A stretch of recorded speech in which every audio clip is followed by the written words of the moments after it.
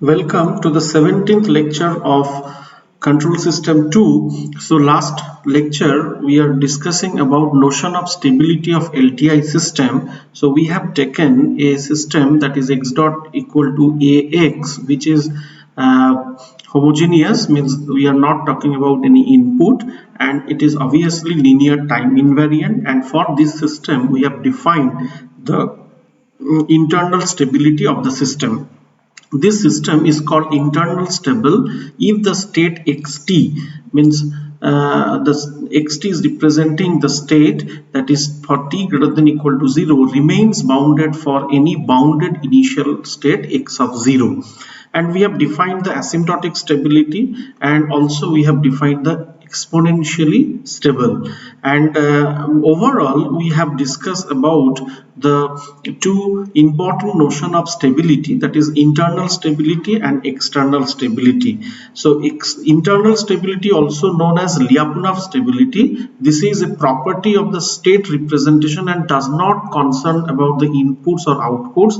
Roughly, if the state is close to an equilibrium, it stays close, means that system is stable, our system is stable with respect to that equilibrium point. But the external stability, what we used to know, that is concerned about the input and output. If the input is small, the output also will be small.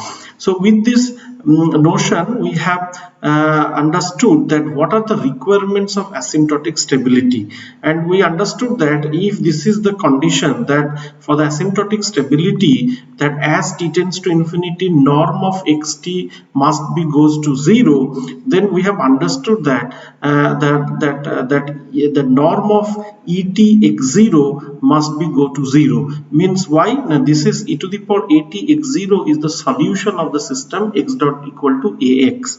So if a norm of xt is going to 0, which is equivalently there's norm of e to the power at x0 must go to 0. Now we are interested to know that what are the entries of e to the power at.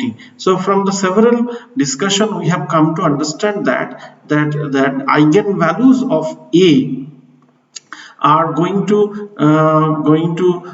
give the hint about the determination of the asymptotic stability. We come to understand that if a system is given, that is x dot equal to ax, and we will say that this system is asymptotically stable if and only if we able to see or able to establish that the real part of the all eigenvalues of a matrix are less than 0, strictly less than 0 or negative, then only we can say that the system is asymptotically stable or exponentially stable. Because if the system is exponentially stable, obviously it will be asymptotically stable. So this is the notion of the asymptotic, this is the condition to find out the asymptotic stability of the system. And we have taken one example from where we have established that individually x1t, x2t, x3t are going to 0 as t tends to infinity.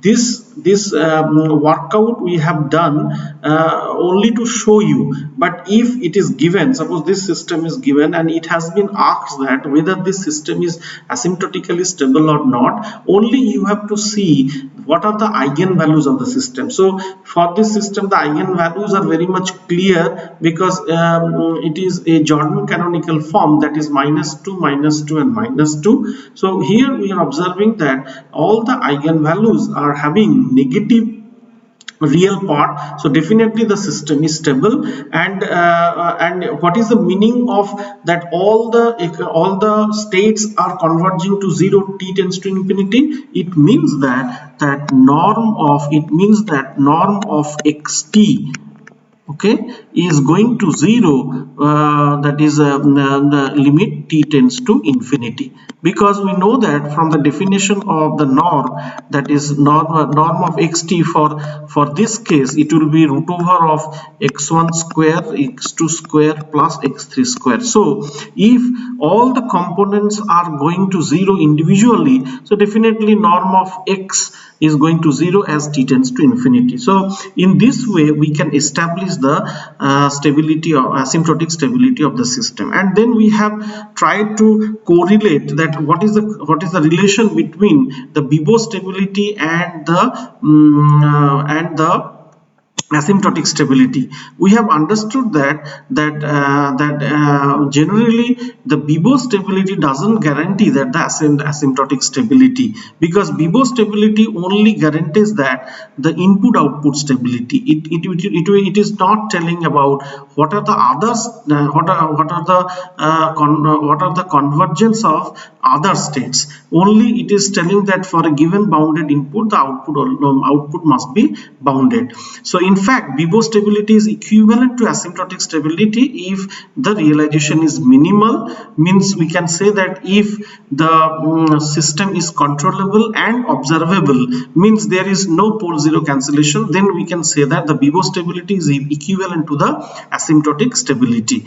And another thing is important here. We have understood from the previous discussion that a system may be Biot stable. It cannot. It may not be the asymptotic stable. Why? Because in certain cases the unstable poles, if it is cancelled by zero, then that particular mode will be not reflected at the output. So that's why maybe the output, we can see that the output is converging, and it may happen that the unstable pole which is cancelled by the zeros, that particular mode is going to be unbounded. So that's why the Biot stability doesn't guarantee the asymptotic stability.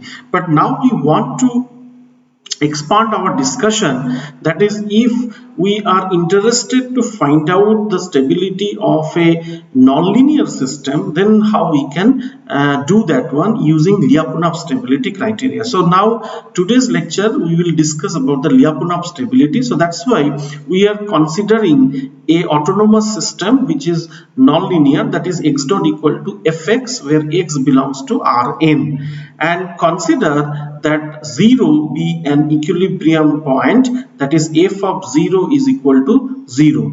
So now for this nonlinear system, we are assuming that the 0 is the equilibrium point. Now one can ask that in the lecture where we have discussed about the equilibrium point, there we have claimed that a nonlinear system may have multiple equilibrium point, and that can be a non-zero equilibrium point. So now if we will consider that the 0 is the equilibrium point for this system, then how can we extend the idea about the stability if we have a system which having non-zero equilibrium point? Now it can be shown that if we have a non-zero equilibrium point xe, suppose xe is the non-zero equilibrium point, then if we want to study the nonlinear system whose equilibrium point is non-zero, that is xe, then we can transform the system in a coordinate where 0 will be the equilibrium point, and we can study the stability in that coordinate system. So that's why here that idea has been given. Suppose if xe is the equilibrium point, then definitely that f of xe must be equal to 0 by the definition of the equilibrium point.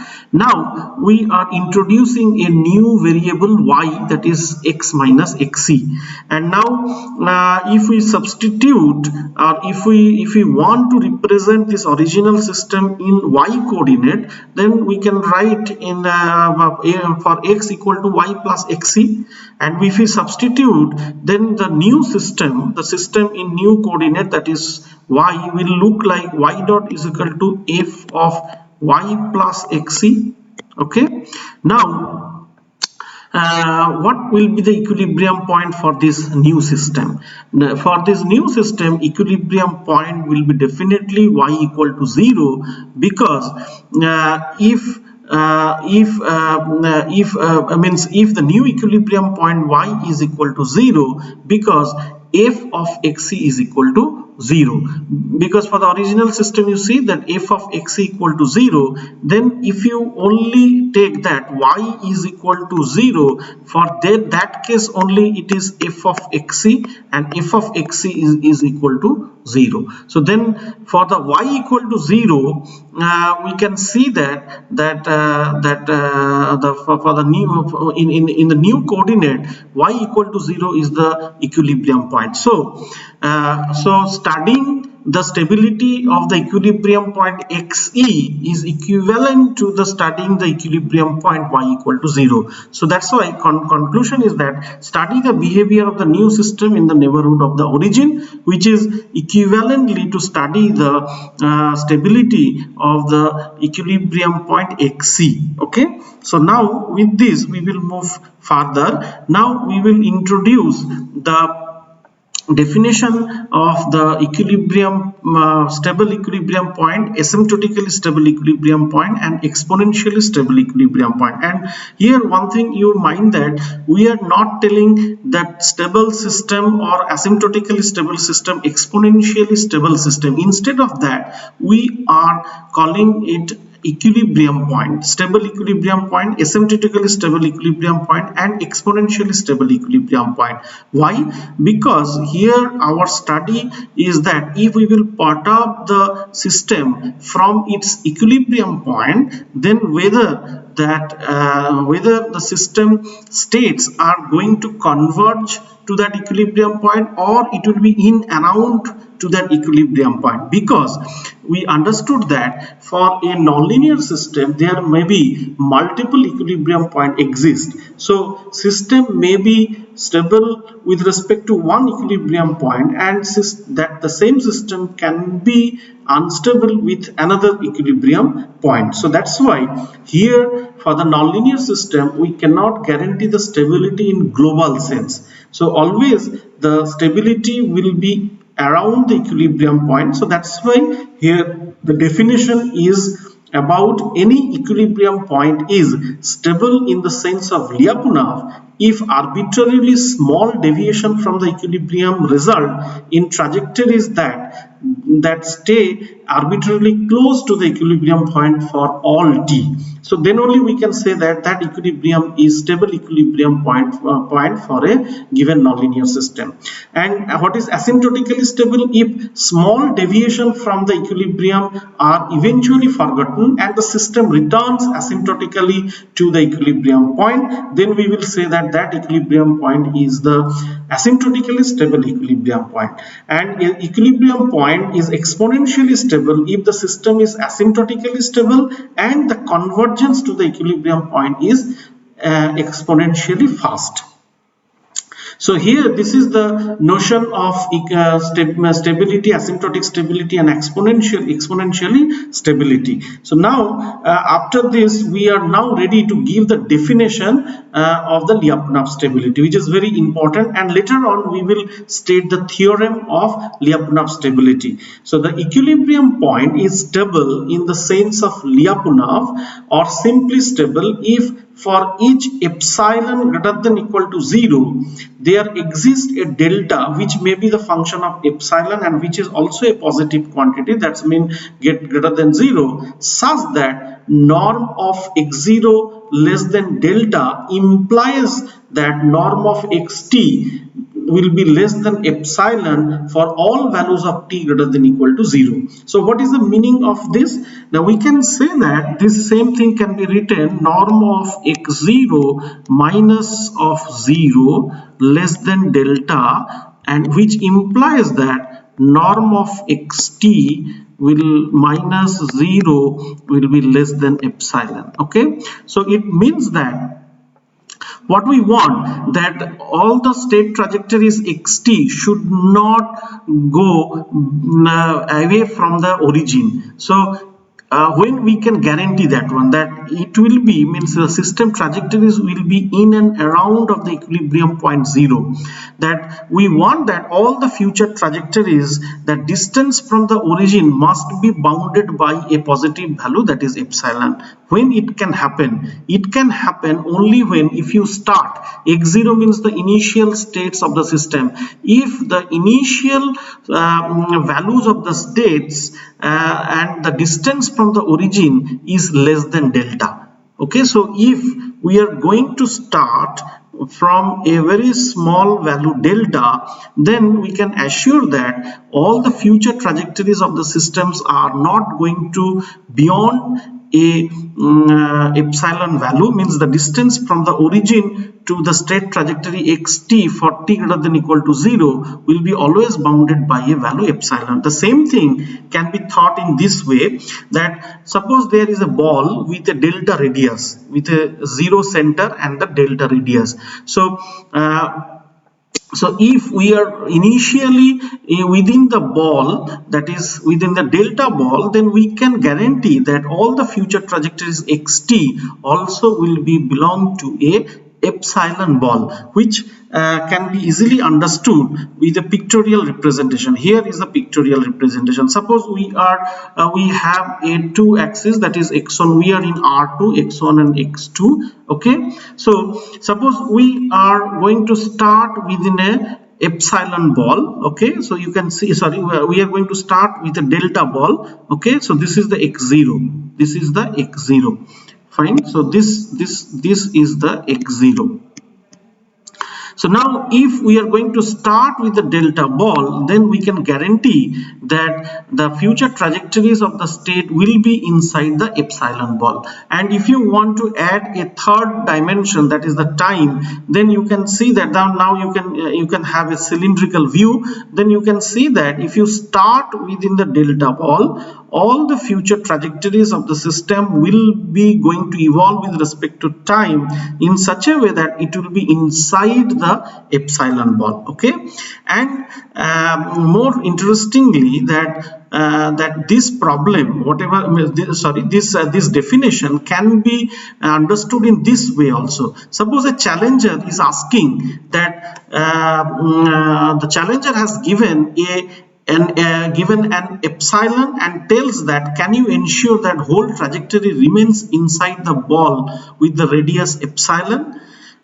Now the phaser is telling, after some calculation, that yes, take this delta and just you start inside the delta ball, and if you start inside the delta ball, then all the future trajectories of the system can be guaranteed that it will be inside the epsilon ball. And what do you mean by the asymptotic? So this is the definition of the stability. So then once again I am repeating that if the norm of x0 is less than delta, then it can be guaranteed that norm of xt also will be less than epsilon for all values of t greater than equal to 0. It means that the distance from the origin initially, if it is less than delta, which can guarantee that all the future trajectories, that is xt, that which is the distance from that xt from the origin will be also be less than equal to epsilon. Okay, so it is not going to diverge. It will be in and around the equilibrium point with a radius of epsilon. Okay, and now if it has been observed that for if there exists a delta greater than 0 such that norm of x0 is less than delta, which implies that limit t tends to infinity xt is equal to 0, then we will say that the equilibrium point is asymptotically stable, which can be visualized here. So it is going to start from a delta ball, and then as the time become very large, not only it is inside the delta ball, not only inside the epsilon ball, eventually it will come back to the origin. If you get this kind of phenomena if you observe, then we will say that the equilibrium point is asymptotically stable. You see, it is going to start inside the delta ball initially, and not only it is inside the epsilon ball, eventually as time progresses very large, then it is converging to the origin, to the equilibrium point. Then we will say that system is asymptotically stable.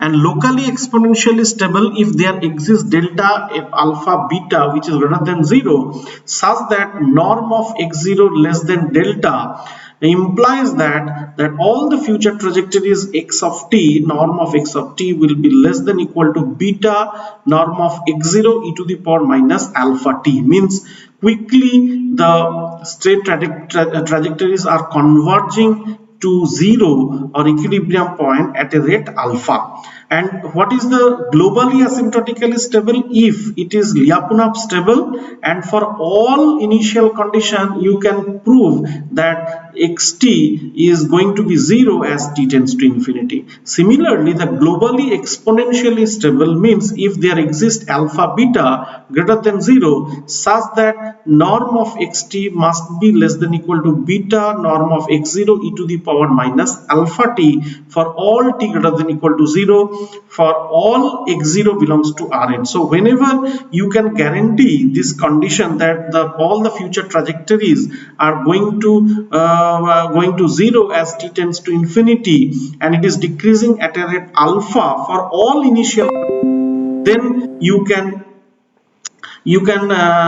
claim that the system is globally exponentially stable, and the system and globally exponentially stable, and the equilibrium point is unstable if it is not Lyapunov stable. So now all these condition now pictorially represented by this. Here you can see that we have taken, so Rn is a big vector space, so from there we have taken a region that is called D. Okay, so this is the big region D, and delta D is representing the boundary. Fine. Inside this D we have chosen a ball of radius delta. Okay, now there is another ball that is called epsilon ball, which is bigger than the delta, but it is inside the domain D. Fine. Now here you can see that if all the trajectories are starting from delta ball, small ball, but if we find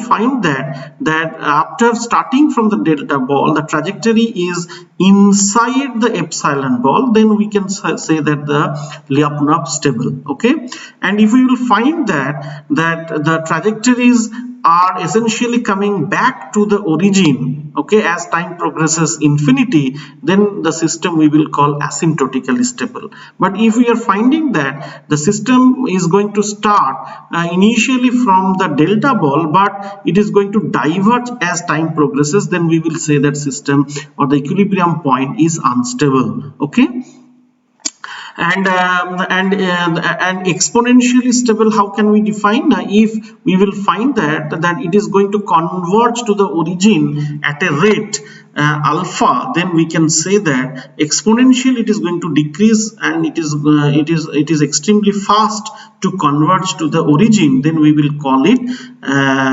exponentially stable. So figure shows the asymptotic stability, Lyapunov stability and instability notions of an equilibrium point. Clearly exponential stability implies asymptotic stability, and asymptotic stability implies Lyapunov stability. So the exponential stability, the notion of exponential stability is the stronger notion. So if we are able to prove that the system is exponentially stable, so definitely it is asymptotically stable.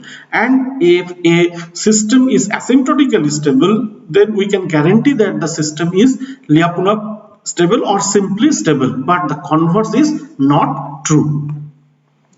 So now there are several methods are there to, means not several, here I want to point out that there are two methods are there by which we can determine the stability of a nonlinear system. So first I am discussing about the Lyapunov first method. So first method, and then definitely we will discuss the Lyapunov second method. So in case of Lyapunov first method, consider a autonomous nonlinear system, that is x dot equal to fx. Assume that fx is continuously differentiable. Now we will linearize this nonlinear system about its equilibrium point x of 0. Okay, so now if we will linearize, then obviously we are going to neglect all higher order terms, and now we have understood how to linearize a nonlinear system about its equilibrium point. And here you can see that it is a autonomous system, there is no input, so then we can easily find out that x dot will be equal to ax, where a can be computed as a Jacobian matrix del f by del x, and the Jacobian will be computed at x equal to 0. So then we will come to know a matrix. Now obviously when we are linearizing a nonlinear equation, this linear counterpart of this nonlinear system, you will find that 0 is always an equilibrium point. And now the theorem, I am going to state the Lyapunov theorem for the Lyapunov first method. What is that? Now if A is Harvey's, what is the meaning of Harvey's? Now if you found that all the eigenvalues of a matrix having negative real part, which is indicated by real of lambda strictly less than 0, then the equilibrium point is asymptotically stable for nonlinear system. So here from the linearized system, you are giving the notion of the stability, or you are determining the stability of the nonlinear system. So if you found that the linear counterpart of the nonlinear system is asymptotically stable, then definitely the nonlinear system will be stable about that equilibrium point. Fine. If A has at least one eigenvalues in the right half complex plane, then the equilibrium point is unstable for the nonlinear system. Okay, because here we have started to judge the stability of a nonlinear system. So Lyapunov stability here I am going to state in general for the nonlinear system. Okay, so the first method is telling that if after linearizing the nonlinear system about the particular equilibrium point, and if you found that if all the eigenvalues of the A matrix having negative real part, then you can say that the nonlinear counterpart means nonlinear system is stable. And if one of the eigenvalues, if you are able to see, of A matrix is located at the right half of the S plane, then definitely the nonlinear system is unstable. But if A has at least one eigenvalues on the imaginary axis, or if one of the eigenvalues of A matrix is 0, then we cannot conclude anything from this linear approximation. Means we cannot comment about the stability of the nonlinear system. It may happen that after linearization you found that the A matrix, one of the eigenvalue is 0, or it is complex conjugate but located on the j omega axis, means real part is 0. If this is happened, then you cannot say anything about the stability of the nonlinear system. Okay, so this is the disadvantage you can say. So what is the advantage of this Lyapunov first method? Now it is easy to apply. What are the steps you have to perform? Now if a nonlinear system is given and you find out the x dot equal to ax by computing the Jacobian, and you put x equal to 0, assuming that 0 is the equilibrium point, then you compute A matrix, and then you check whether the all eigenvalues of A having negative real part or not. And then if you see that all the eigenvalues having negative real part, then you can say that nonlinear system is stable with respect to that equilibrium point. Okay, But disadvantages are that if some eigenvalues of A are 0, then, and even if the real part of the eigenvalues are 0, then we cannot draw any conclusion about the stability of the nonlinear system. Another important thing is that it is valid only if the initial conditions are close to the equilibrium point, because we are neglecting all higher order terms during the linearization, and this method provides no indication about how close is close. Means here I told that initial conditions will be very close to the equilibrium point, but this close term is not quantified, it is a qualitative term. So now using this first method, we cannot actually give the region of attraction. Means if with this method we cannot say that if the state trajectories are close, how much close to the equilibrium point, such that always we can guarantee the stability, means the convergence of the state trajectories to the origin. We cannot guarantee that one. So that's why these difficulties have been faced. So that's why we are interested to know the Lyapunov direct or second method, where these kind of difficulties are not there. Okay, so now we are interested to know what is Lyapunov's direct or second method to judge the stability of a nonlinear system. Before going to understand or state the theorem, what are the theorem we have stated like for the first method, before that we want to know how this idea has been generated. Then it will be easy for you to understand the Lyapunov direct method or second method to judge the stability of a nonlinear system. Now, fundamental physical observation is that if the total energy of a mechanical or electrical system is continuously dissipated, then the system, whether linear or nonlinear, must eventually settle down to an equilibrium point. Means if we able to prove that, or able to observe, or able to prove, or able to see that for any mechanical or electrical system, or it may be electromechanical system, that the energy of the system is continuously dissipated, means it is going to decrease.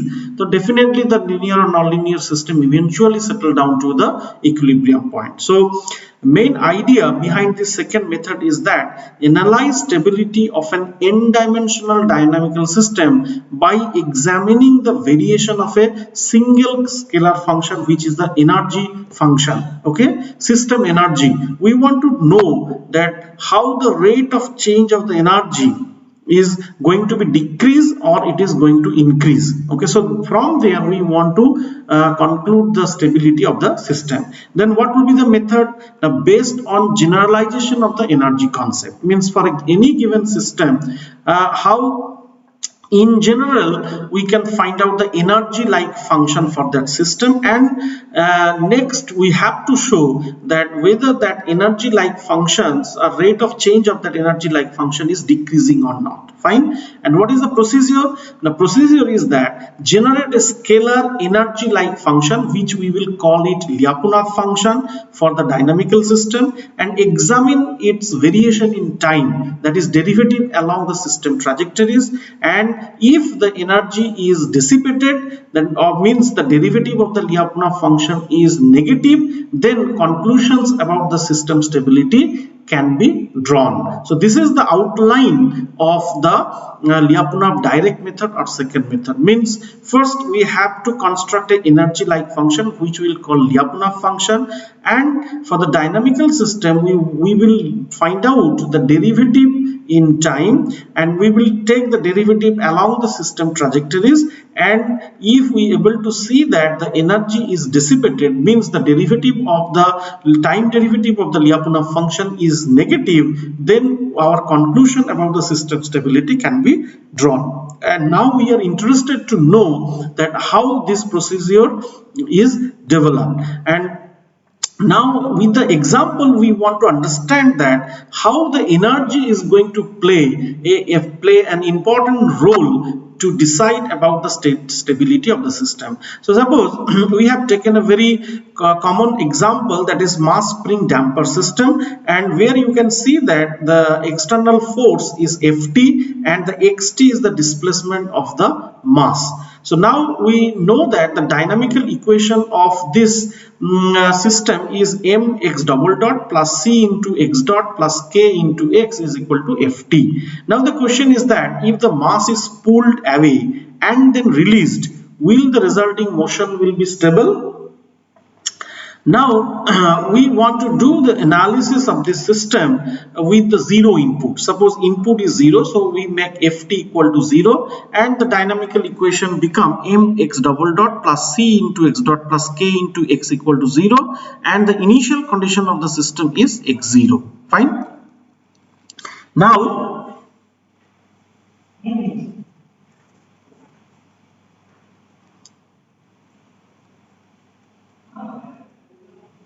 Now you see, now here one thing very important to know that what will be the energy of this system. Okay, so now energy so you see this is a second order system because you can define the states like x1 is equal to system position and x2 is the velocity, that is x dot. Okay, so these are the two state variable you can define, so it is a two-dimensional system. Now if we want to compute the energy, which is a scalar function and which is the function of x and x dot both, okay, means the position as well as velocity. Why? Because the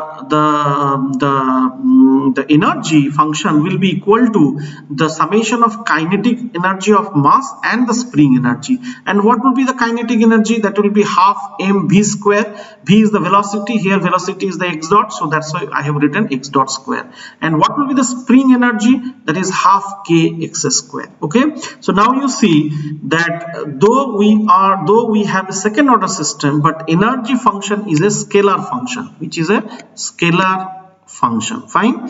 Now we want to know that this energy is the rate of change of this energy is going to be decreased over the time or not. So to do that one, what we will do, now we want to take the time derivative of this function v, but mind that it is the function of x and x dot. So if we want to find out the time derivative of the v, then we can take the help of, so here actually we are finding dv by dt. So here we can take the help of chain rule. So this is del v by del x into dx by dt plus del v by del x dot into dx dot by dt. Okay, so del v by del x, v is given, so we can easily compute what will be the partial derivative of this v energy function with respect to s, the x, that is k into x, and what is dx by dt, that is x dot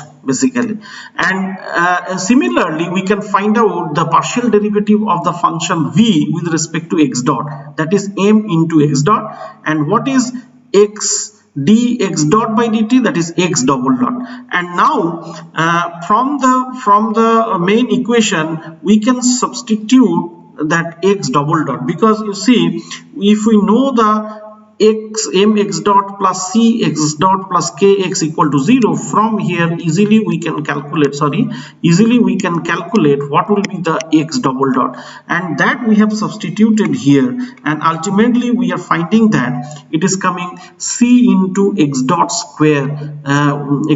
So now definitely it is a negative quantity and it is less than equal to 0. Fine. So here you try to understand how this dv by dt is going to play a very important role to decide about the stability. So when c is equal to 0, then v dot will be equal to 0, means the energy is conserved, energy is not going to dissipate it. So that you can understand from main equation. If the c is equal to 0, it means that there is no damping term, and if there is no damping term, you know that if there is no damping, the system is going to oscillate with a fixed magnitude. Okay, so you will get a sustained oscillation. So never the states of the system are going to converge to 0. Now another thing you are finding that if we make that C greater than 0. If the C is greater than 0, so definitely dV by dt will be less than equal to 0. It means that the energy is going to be dissipated. So whenever the x dot not equal to 0, the energy dissipated, and whenever the mass is moving. So this is the way by which we can say that for the C greater than equal to 0, all the states of the system is going to converge to the equilibrium point, that is the 0 for this case. So this is the example by which we can understand that how the energy of the system is going to play an important role. So for in general system, our intention will be to construct a energy like function, that is we will call the Lyapunov function, and next step we have to show that the time derivative of the function is negative or not. Okay, so definitely we will discuss when we will formally introduce the theorem for the Lyapunov stability. But at this point of time, we are interested to understand two important mathematical notion, that is the quadratic form and also the definiteness of the matrices, because these two concepts will be useful to state the theorem, stability theorem by the Lyapunov. So before going to state the Lyapunov stability theorem, we need to introduce the concepts of quadratic form and definiteness of the matrices. So one by one we will do. First we will define what is the quadratic form. So a function of n variables, suppose x1, x2, xn, okay, so which is going to map from Rn to R, means basically these functions may be the function f may be the function of n variable, but it is a scalar function. So f which is mapping from Rn to R in n variables is a quadratic form if and only if the following functions, that is f which is a function of n variables, can be written in the form of x transpose Ax, where x is a Coulomb vector and A definitely will be a n by n symmetric matrix. Then only we can say that f is in a quadratic form. The matrix A is uniquely determined by the quadratic form and is called the symmetric matrix associated with the quadratic form. So A must be symmetric. If the f which is a function of n number of variables but it is a scalar, if we able to represent that function in the form of x transpose Ax, where x is a Coulomb vector of n number of elements and A must be symmetric n by n matrix, then we can say that f is in a quadratic form. Okay, so suppose compute the x transpose Ax, where A is a symmetric matrix which is given 1 to 2 minus 1. What is the symmetric matrix? Now we can say that when the A matrix is symmetric, then A transpose is equal to A. Okay, now if I compute x transpose Ax, here we can see the dimension of the matrix is 2 by 2. So the vector we have taken x1, x2, that is the x. Okay, and x transpose, here I have done a mistake here. Basically we missed a transpose. Okay, so here we can say that x is x1, x2 and x transpose is x1, x2 which is a Coulomb vector. And now if you just multiply with the concept of matrix multiplication, you can see that it is a quadratic functions of x1 and x2, that is x1 square plus 4x1 x2 minus x2 square. So then this is the quadratic function. And why it is a quadratic function? Because we are able to write in the form of x transpose Ax. Fine. Now suppose if a quadratic function is given, the reverse one if I want to do, find the symmetric matrix associated with the quadratic form. Suppose a function we have taken q, which is a function of 3 variable x1, x2, x3, which is represented here and which has to be represented in the form of x transpose suppose Px or Ax, and we want to compute this P matrix here, okay, or A matrix, X transpose A. If you are comfortable, then we can write X transpose Ax. So there is a process to find out this quadratic matrix, a symmetric quadratic matrix. You must understand that this is a symmetric matrix. This must be symmetric matrix. So how we will compute? Now we note that the diagonal entry II in the matrix A is the coefficient in the front terms of the term of the xi square. So if we are writing the A matrix, suppose A11, A12, A13, A1, A21, A22, A23, A31, A32, A33, then A11, A22, A33, they will be the coefficient of the x1 square, x2 square and x3 square. So that's why it is 1, 1 and minus 1. Okay, so A11, A1, A22, A33. Now how we will find out the A12 and A21, and the sum Aij plus Aji of the corresponding entries of the diagonal in A is the coefficient in front of the term Xij. Okay, so cross terms are there. Since A is a symmetric, then Aij will be equal to Aji. So then is the half of the coefficient of the term Xij. So suppose if we will take 2x1 x2, so it is telling that in the matrix A, 1 2 and 2 1 position will be the half of the coefficient. So that's why A12 and A21, half of 2 is 1, so 1 1 will be here, and then x 2 3, so 2 3 position is this one, and 3 2 position is this one. So the half of that will be with the sign, obviously, that is 2 and 2. And then we are finding that there is no 1 3 and 3 1, so no 1 3 3 1 terms are there, so definitely they will be filled up with 0. And you can verify that this is a symmetric matrix, means A transpose is equal to A. So in this way we can compute the symmetric n by n matrix for a given quadratic function with the n variables.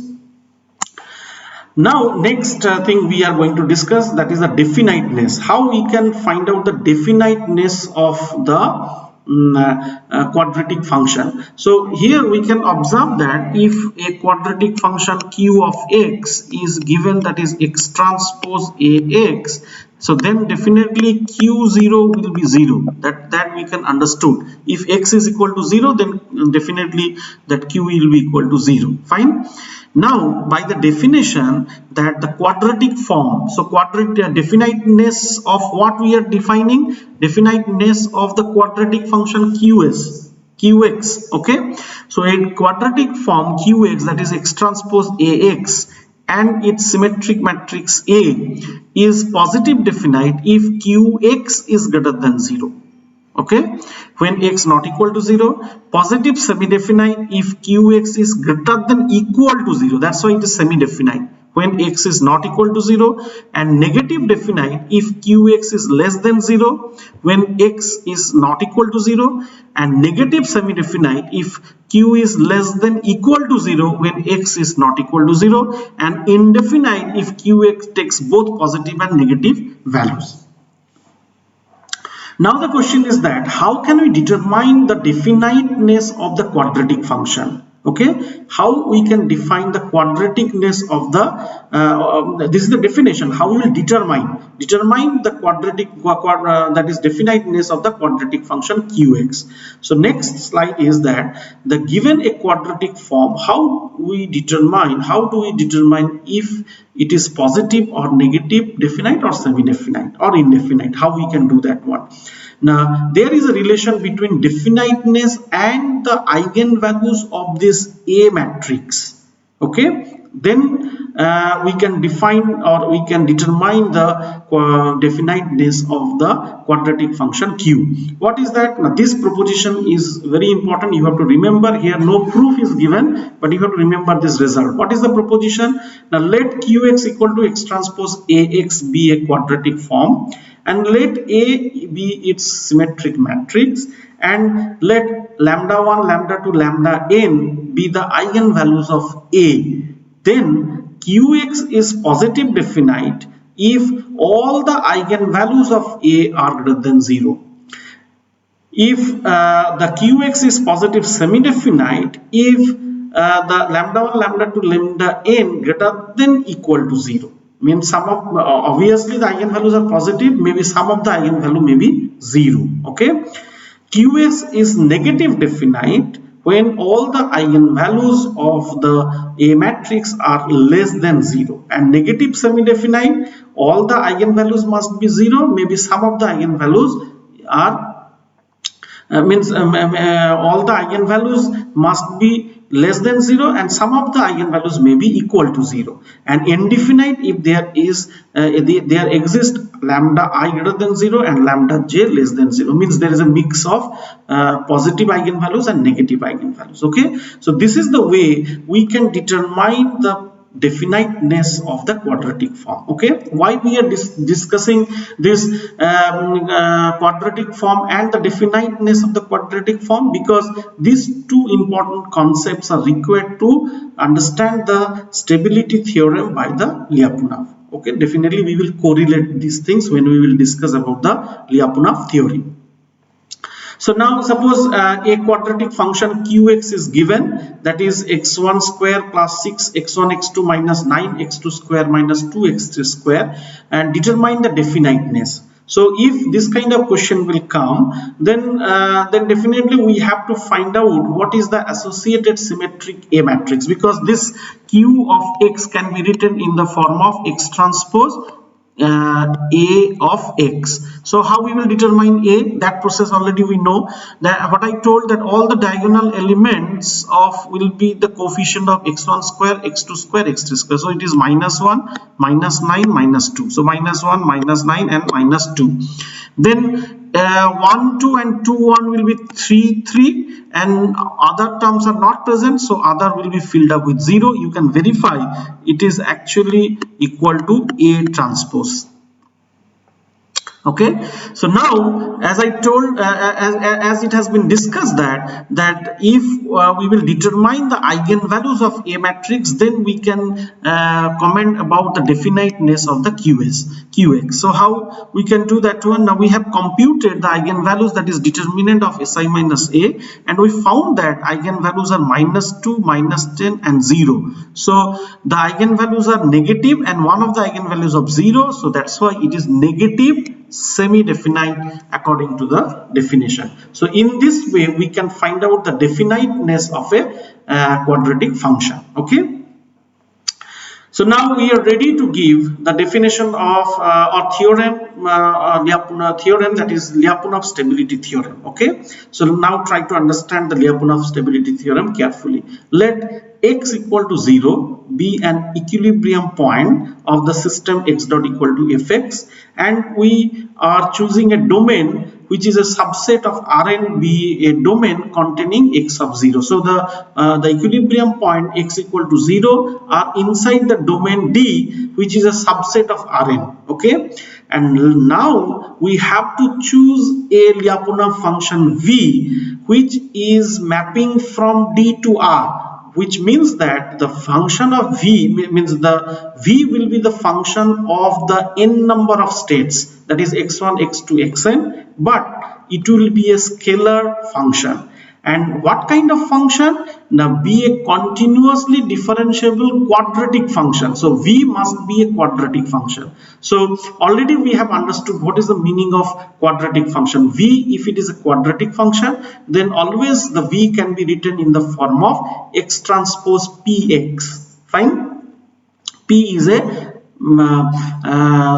symmetric square matrix. Fine. Now if we choose, which is a continuously differentiable quadratic function, such that v0 will be equal to 0 if and only if x equal to 0, and vx greater than 0 in the domain D excluding the origin. And what is the meaning of vx greater than 0?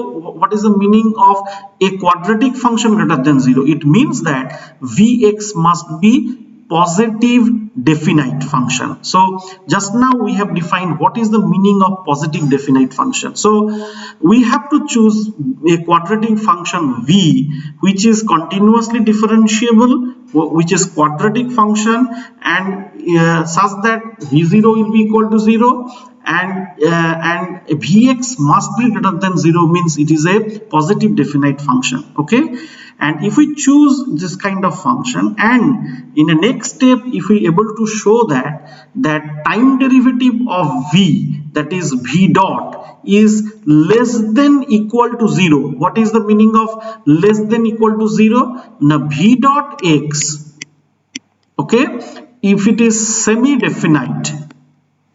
semi-negative definite, okay, then the equilibrium point we will say that x equal to 0 is a stable equilibrium point. Okay, so first thing we have to choose a Lyapunov function which is quadratic and which is a positive definite, and if we will able to show that the time derivative of v along the system trajectory x dot equal to fx is semi-negative definite, then the equilibrium point x equal to 0 will be stable equilibrium point. And if the v is strictly less than 0, what is the meaning of this quadratic function v dot x is the derivative of a quadratic function vx is less than 0, it is negative definite, then the equilibrium point we will call asymptotically stable. And finally, if there exist alpha, beta and epsilon greater than 0 and p greater than equal to 1, such that the v satisfied that is such that v dot x is less than equal to epsilon of vx, okay, then we can say that equilibrium point is exponentially stable. If we able to show that v dot x is less than equal to epsilon vx, where epsilon is greater than 0, then we will call that equilibrium point is exponentially stable. Okay, so now these are the definition of the stable, or theorem is telling that to determine the when we will call the equilibrium point is stable, when we will call the equilibrium is asymptotically stable, and when we will call the equilibrium point is exponentially stable. Okay. Now here the thing is that we have to calculate the time derivative of v, which is a quadratic function of n number of variables. How we can do that one? So here that time derivative of vx has been shown. That is, we can write dv by del x into dx by dt, and we know that x dot, that is the dx by dt, is the system, that is f of x. And we know that what do we mean by what do we mean by this? Now x1 dot, x2 dot, then xn dot, okay, is equal to f1 of x, f2 of x, then fn of x. So that's why the partial derivative of v with respect to x into fx, we can write del v into del x1 into x1 dot plus del v with respect to del x2 into x2 dot, like that, and x1 can be replaced by f1, f2, fn. So this is the way we can calculate the time derivative of vx. Fine. Because we have to, because time derivative of vx is two things. First, you have to choose v, and second thing is that you have to compute v dot. So, and then you have to decide if you found that v dot is strictly less than 0, means V dot is strictly less than 0 means actually you are telling that it is negative definite. Then, and you know that how to comment about the negative definiteness of a quadratic function. Okay, because if you do the derivative of Vx, still it will be a quadratic function. So from there, how you can comment about the stability, asymptotic stability and exponential stability. Okay, so now here I will summarize by stating the advantage of this method. The advantage of this second method is that it answers the stability of the nonlinear system without explicitly solving the dynamical equation. We are not solving the dynamical equation, that is like previously for the linear system. What we have done, that if x dot equal to ax is given, then if the system is asymptotically stable or not, for that actually we are solving the system to know x of t. But here we are not doing that one. Okay, we are finding the energy like function v, and we are finding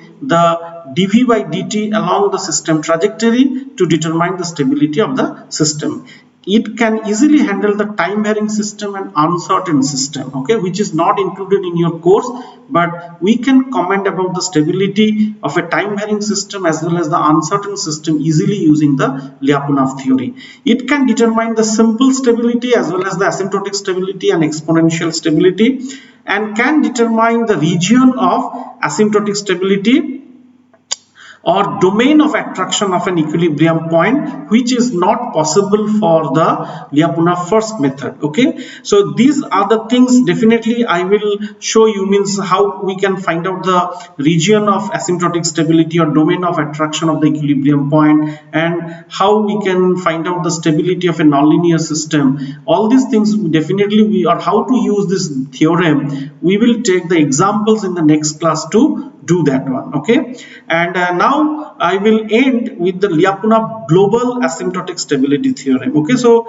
this is the stability theorem what we have stated, that is the around the or for the equilibrium point x equal to 0 in this locally. But if we want to state the stability of the system or the equilibrium point globally, then this is the theorem you have to follow. Suppose there is a function v such that v is positive definite, v dot must be less than 0, means it must be, v dot means the time derivative of v must be negative definite, and additionally v of x must be tending to infinity as norm of xt is tending to infinity, which is called radially unbounded. And then the every trajectory of x dot equal to fx converges to 0 as t tends to infinity, that is the system is globally asymptotically stable. So additionally what so this v dot x is less than 0,